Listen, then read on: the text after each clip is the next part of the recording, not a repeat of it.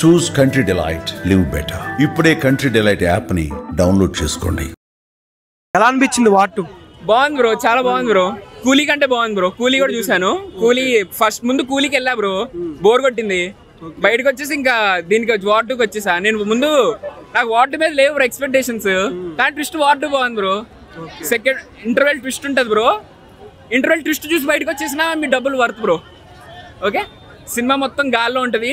So మీకు ఎవరికైనా heights అంటే భయం ఉంటే కొంచెం దూరంగా ఉండండి. ఇంకా అంటే ఎన్టీఆర్ గారిని, రితిక్ రోషన్ గారిని ఇద్దరిని ఈక్వల్ గా చూపించారు సినిమా. రోషన్ సైడ్ హీరో అయిపోతాడు bro. Main hero bro Hrithik Roshan entry ఉంటుంది బ్రో. ఎన్టీఆర్ ఎంట్రీ ఉంటుంది బ్రో. మీకు అర్థమైపోయింది ఎవరు హీరో అని అప్పుడే అర్థమైపోద్ది మీకు. పాటలు అంటారా, పాటలు కొంచెం లైట్. కే రాజ్వాని కూడా ఉన్నంతసేపు బాగుంటుంది. 3 గంటలు మీకు ఒక 30 నిమిషాలు అయిపోయినట్టు ఉంటుంది బ్రో.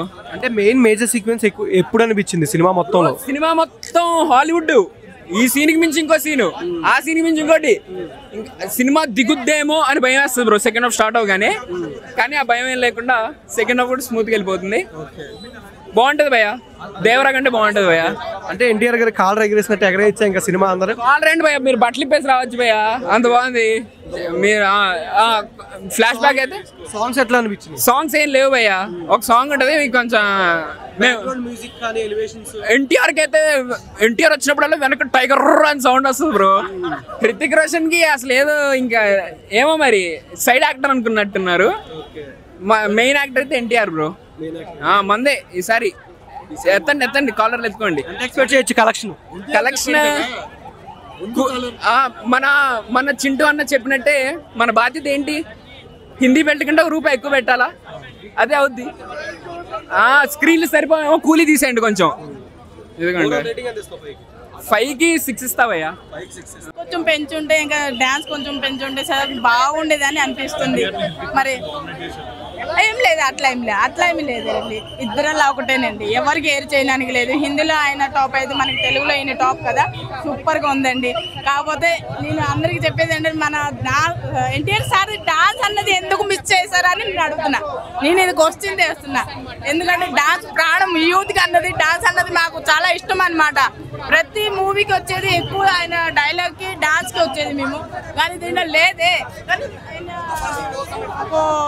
ఇక్కడ తీయకుండా బయట తీశారు కదా షూట్ అయితే, అది ఎట్లా తీసినా సరే, ఈ రోజుల్లో ఎట్లా తీసినా సరే అన్ని క్యారెక్టర్ ఇచ్చారు. ఏంది కూతురుగా చూపించారు, మళ్ళీ ఫ్రెండ్స్ గా చూపించారు, ఒక ఫాదర్ ఉన్నాడు, కూతురు ఉన్నాడు, అన్ని రకాలుగా బాగుంది. ఓవరాల్ గా బాగుంది, నిలబడ బాగుంది, పర్లేదు, బెటర్ అనుకున్నా. కానీ అన్ని క్యారెక్టర్లు ఉన్నాయి చూడండి, సూపర్ గా ఉంది. అది ఫ్యామిలీ పరంగా లేకపోయినా అన్ని క్యారెక్టర్లు ఇచ్చారు, బాగానే ఉంది, సూపర్ గా. మొత్తం వారే సినిమా, మొత్తం ఫైటింగ్స్. స్టోరీ ఏం కనిపించదు సినిమాలో, కాకపోతే మొత్తం ఫైట్స్. థియేటర్ మొత్తం గూస్ బంప్స్. ఆ ఇంటర్వెల్ సీన్ ఉంటుంది భయ, ఇది మొత్తం నాకు ఛాతీలు వేసింది భయ. ఇది తెలుగు, హిందీ, ఇంగ్లీష్ సినిమా కాదు. ఇంగ్లీష్ సినిమాకే అమ్మ మొగుడు సినిమా ఇది. ఏం నచ్చిందంటే టాలీవుడ్లో ఇలాంటి ఫైటింగ్లు ఎప్పుడు చూపెట్టలేదు, ఇప్పుడు చూపెట్టారు. టాలీవుడ్లో చూపెట్టలేదు, బాలీవుడ్లో చూపెట్టలేదు, ఇంగ్లీష్లో కూడా చూపెట్టలేదు. ఇంగ్లీష్ సినిమాలకే అమ్మ మూడులాగా తీసాడు ఈ సినిమా. సినిమాలో స్టోరీ కనిపించలేదు, కానీ సినిమాలో మొత్తం ఫైట్లు కనిపించినాయి. హృతిక్ రోషన్ కట్అవుట్కి ఆ కట్అవుట్ కనిపించదు, కానీ హృతిక్ రోషన్ కట్అవుట్ చాలా బాగుంది. ఇతని కట్అవుట్ ఎలా కనిపిస్తుంది అంటే ఇతని నటనలో హృతిక్ రోషన్ కట్అవుట్ చాలా సూపర్ ఉంటే ఇతని నటన సూపర్ ఉంటుంది. ఈయన యాక్టింగ్ తో ఇరగదీశాడు. డాన్స్ హృతిక్ రోషన్ నెంబర్ 1 చేశాడు, కానీ ఎన్టీఆర్ నటనతో ఆ డాన్స్ సూపర్ అనిపించింది. కూలీ చూసిన తర్వాత మళ్ళీ ఆలోచించుకొని చెప్పాలి. కాకపోతే ఈ సినిమాకి మాత్రం న్యాయం చేసిండు. ఈసారి నాగవంశీ మాత్రం ఇట్టు కొట్టలేడు అనుకో, నాగవంశీ జాతకంలో పెద్ద దోషం ఉన్నట్టే. ఇక జాతకాన్ని చూపించుకోవాలి నాగవంశీ.